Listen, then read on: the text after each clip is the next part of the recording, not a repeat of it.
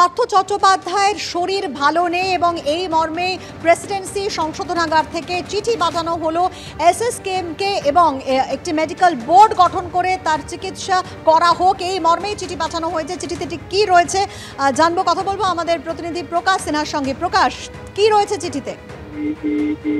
দেখো, সূত্র মারফত আমরা যা খবর পাচ্ছি যে জেল কর্তৃপক্ষের তরফে এসএসকেএম হাসপাতালকে চিঠি পাঠানো হয়েছে। চিঠি পাঠিয়ে জেল কর্তৃপক্ষের তরফে বলা হয়েছে যে পার্থ চট্টোপাধ্যায় প্রাক্তন শিক্ষামন্ত্রী, তিনি প্রেসিডেন্সি জেলে রয়েছেন এবং তার শরীর খারাপ হয়েছে, বিশেষ করে তার পা ফুলে যাচ্ছে এবং অ্যাবনর্মালি পা ফুলছে।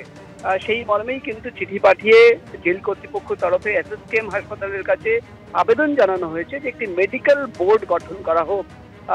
চিকিৎসকদের নিয়ে একটি মেডিকেল বোর্ড গঠন করে তারা প্রেসিডেন্সি জেলে এসে পার্থ চট্টোপাধ্যায় চিকিৎসা করবেন এবং অবজারভেশন তারা দেবেন, অর্থাৎ মেডিকেল বোর্ড রিকমেন্ড করবে যে পার্থ চট্টোপাধ্যায়ের হাসপাতালে ভর্তি করার প্রয়োজন রয়েছে কিনা। তুমি জানো, এর আগে বারবার আমরা দেখেছি যে পার্থ চট্টোপাধ্যায়ের আইনজীবীরা তারা কিন্তু কোর্টে যখনই শুনানি হয় পার্থ চট্টোপাধ্যায়ের শরীর খারাপ এবং মেডিকেল কারণ দেখিয়ে তার জামিনের আবেদন করা হয়। কিন্তু এবার যেটা আমরা সূত্র মারফত খবর পাচ্ছি যে প্রেসিডেন্সি জেল কর্তৃপক্ষের তরফে এসএসকেএম হাসপাতালকে চিঠি পাঠানো হয়েছে।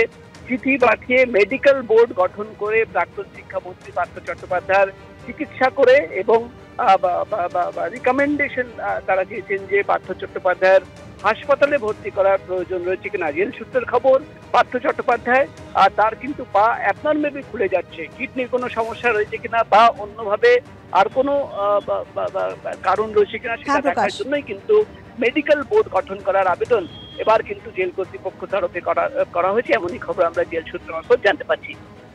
ধন্যবাদ প্রকাশ। নিশীথ প্রামাণিক, যিনি এবার কোচবিহার থেকে হেরে গিয়েছেন এবং তারপর তিনি যে চাঞ্চল্যকর অভিযোগ সামনে আনছেন তা হচ্ছে ইভিএম বদলের। তিনি বলছেন যে শতাধিক ইভিএম বদল হয়েছে, এমনটাই তার আশঙ্কা। ইভিএম বদলের আশঙ্কার পাশাপাশি ছাপ্পা ভোটের কথাও কিন্তু তিনি বলছেন, এমন অভিযোগও তিনি তুলছেন এবং ভবিষ্যতে আইনি পথে যাবার হুঁশিয়ারিও দিয়েছেন কোচবিহারের পরাজিত বিজেপি প্রার্থী নিশীথ প্রামাণিক।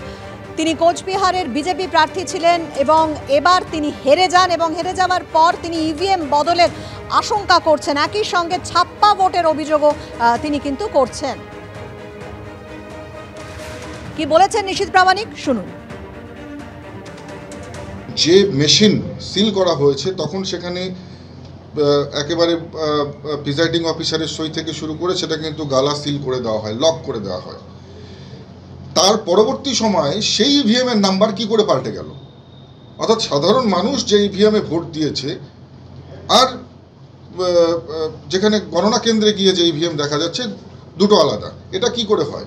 এই অভিযোগ কাউন্টিং এজেন্টরা আমার কাছে করেছে, একাধিক এসছে, যে কারণে কিন্তু আমরা তাদের কথা শুনে এবং সেই সমস্ত যারা এভিডেন্স আমাদের কাছে চলে এসছে এখন পর্যন্ত, সেটার ভিত্তিতে আমরা আগামীতে আমরা যা স্টেপ পদক্ষেপ নেওয়া সেটা আমরা নেব। আইনি পথে যাচ্ছেন? নিশ্চিতভাবে সেটা ভবিষ্যতে আবার আপনাদেরকে জানিয়ে দেওয়া হবে, তবে এটার জন্য যতদূর যাবার আমরা অবশ্যই যাব। যে সমস্ত মাইনরিটি অধ্যুষিত যে সমস্ত অঞ্চলগুলো রয়েছে, সুটকাবাড়ি, ওকরাবাড়ি, এই ধরনের যে সুকারুর কুটি, এই সমস্ত যে মাইনরিটি অধ্যুষিত মুসলিম অধ্যুষিত যে অঞ্চলগুলো রয়েছে, সেখানে এক কথায় বহু বুথে এই ধরনের ঘটনা ঘটেছে এবং একই ব্যক্তি বারবার গিয়ে ভোট দেওয়ার মতন ঘটনা, এই ধরনের ঘটনা সেখানে ঘটেছে। নিশ্চিতভাবে আমরা বলবো যে এই 8% যে বুথ রয়েছে, এই 8% বুথে একটা কিন্তু ছাপ্পা সেখানে কিন্তু হয়েছে।